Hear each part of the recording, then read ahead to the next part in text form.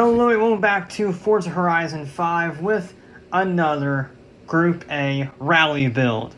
We're going a different style for the build this time. We're going to front-wheel drive. We haven't done a front-wheel drive car since the Mugen. That's currently third on our leaderboard. It's pretty well. But this is the new Mini. And I don't know if it's going to be any good. Historically, modern cars struggle a lot. The only exception is the Lotus Exige. And this is front-wheel drive, so it's going to have its work cut out for it, to put it mildly. Nope, we probably won't need to do anything with those, so just put on... Why is that the best-looking aero kit in ages for Forza? That's why. I forgot about that. I love the touring car wing on the stock, but that's just ridiculous. That's stupid. I love it. We'll put on the semi-slicks. It's on the sport tires from the get-go. That is pretty good. Fill the plastic arches. I think they're plastic. And we just need all this race suspension. We'll trim the weight out as much as possible, get it down to 2,500 pounds. It's pretty light, certainly for our needs. Put a sport transmission, that's probably all we'll need. We definitely want a racing differential. I want to continue working, goddammit. And then put you on, we can get it below 2,500 pounds, which is good. And then it's just going to be probably flywheel and drive shaft. Yep. Oh, well, we actually get quite a bit out. Alright, I'll take it. It's not a very powerful vehicle. 330 horsepower. Actually has more torque than horsepower, which I was not expecting. 362 of it. 2,500 pounds. Very light. But again, front-wheel drive. So I think it's gonna struggle, certainly compared to the top three, but maybe a 242, low 242 is possible. We have to beat the Holden Tirana 240.2. I think that's gonna be way out of reach. I think a good target for this is the Lotus Exige, maybe the F-150 at 242.7. At best, I think it can beat the MR2 at 242.5, but if I can get it into that range, it would be the best of the modern cars, and I will take that, given its front-wheel drive. It has some good things going for it. Tires are surprisingly big for a front-wheel drive vehicle. It's very light for a modern car, and the wing is ridiculous. Actually, it's kind of almost blocking my view. Almost.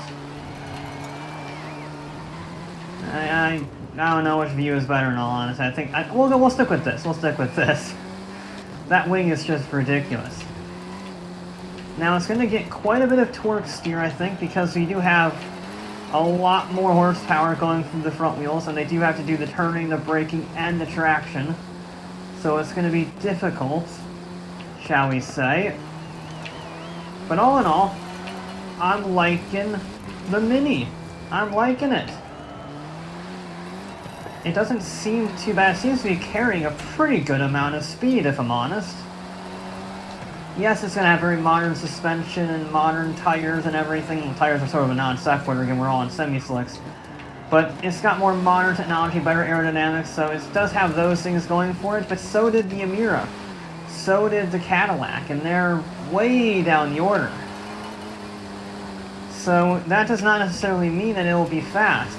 I think the key is lightweight, and neither of those vehicles were particularly lightweight. I mean, the Emira isn't exactly an SUV in terms of weight, but relative to the Mugen or even the Coronet, it could be lighter.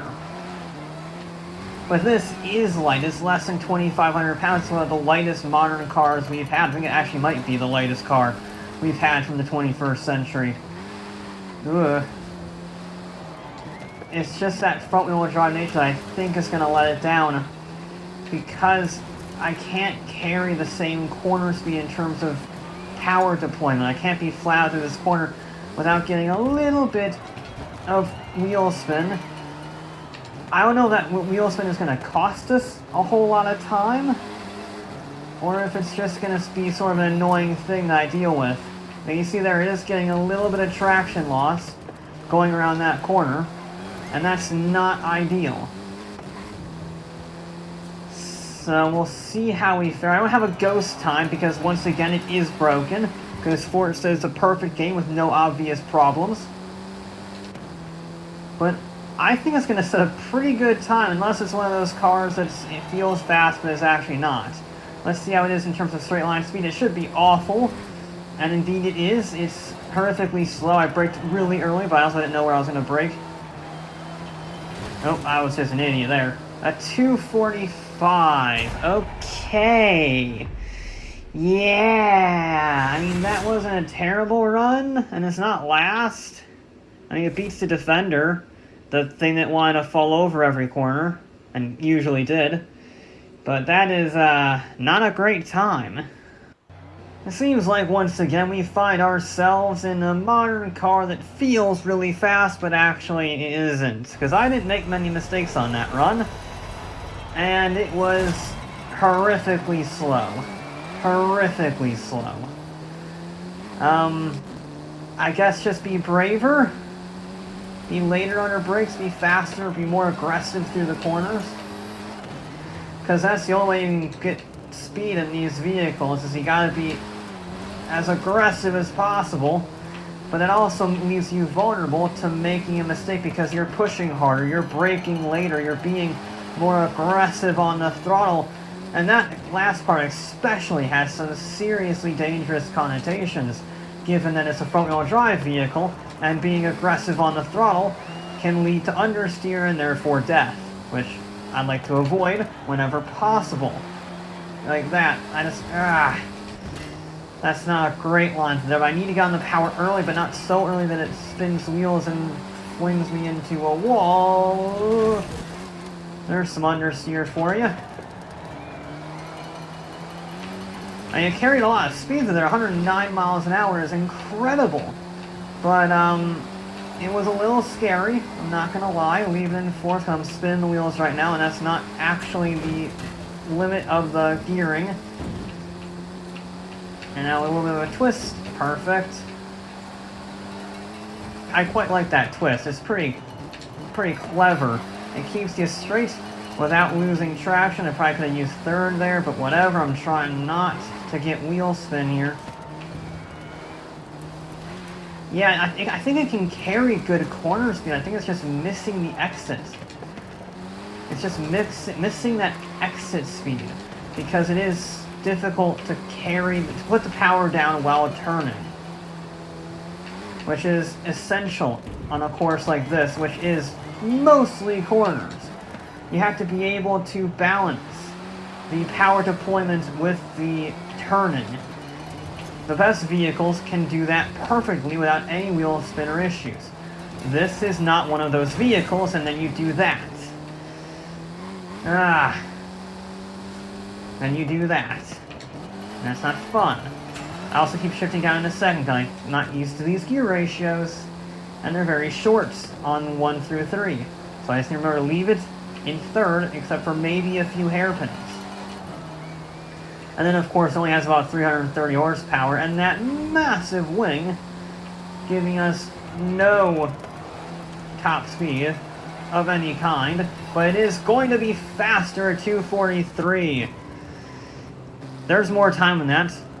I think we might be able to achieve our objective of a 242 if I can clean it up and be just as brave. So we've had two kind of terrible runs. I say terrible, the second one was fine, but I had made some errors. So it's definitely some unfinished business. It's not going to be, oh, it's a nice hunky-dory drive, we already did a good time, and it's a safe run. No, this is a do or die. We have to get this thing right. I know it has more speed in it. I don't know if it's going to be enough. Because it just doesn't have the traction on the exit of the corners. Once you get past the apex, it just dies. There we go. That was good. I just feel the controller vibrating at every second around these corners, it is kind of infuriating. There we go, that's good. Managed to throttle in the exit while keeping it in the turbo range. That is what we need. Now brake early and then power through on the exit. Yes. I kind of like that line if you brake early. I know it's probably not the absolute fastest line, but for consistency's sake and getting a good exit heading into that 90-degree right, it is really easy. There we go. I got 108 through there is pretty solid. I didn't quite get my braking point spot on. I didn't want to lock up. It's better to be a little late under brakes and take a late apex than it is to, well, lock your brakes and just go into the wall. So that's why I'd rather do that. Oh, don't twist there, though. I twisted too early. I want to twist on this one. But I'll just go straight instead.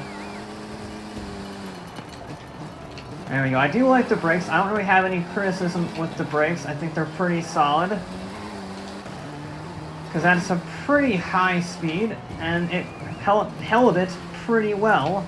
I'm not going to say anything bad about it. It is, again, very light. Keep leaving in third, you stupid fool. I just instinctively, that's a second gear corner in most vehicles, so I'm just instinctively dropping it down to second. There we go. Now this one you actually do want second because it is just so slow. But then you immediately shift back into third once you hit the red line.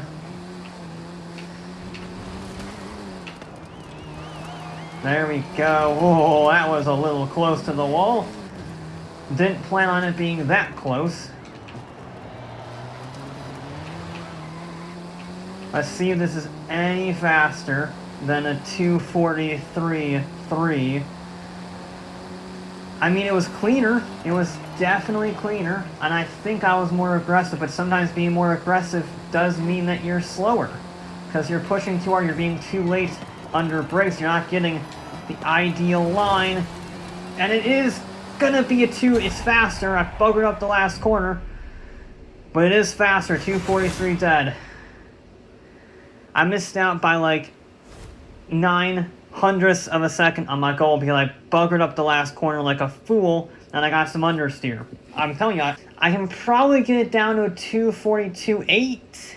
So, yeah, I mean, it wouldn't change its position at all. It goes into, what, 10th? It's between the Lexus, a 242.8, and the Golf, a 243.1. So it wouldn't change its position, probably, if I go a little faster. But still, I wanted that 242 for personal satisfaction. And I couldn't quite do it, because I buggered up the last corner with the understeer. That's what I said. You push it too hard, and it doesn't respect you, if you don't respect it. So I just asked a little too much. But still, we shaved off like 2.5 seconds from our first run, so I guess I'll take it. It's just not a quick vehicle. It just gets too much understeer from the front-wheel drive. I can't. If I had 2 7.5s up front, I think it would be a very different story. But it doesn't have those, so we're stuck in a 243.0. But that'll be it for this episode of Forza Horizon 5. I'll be back with more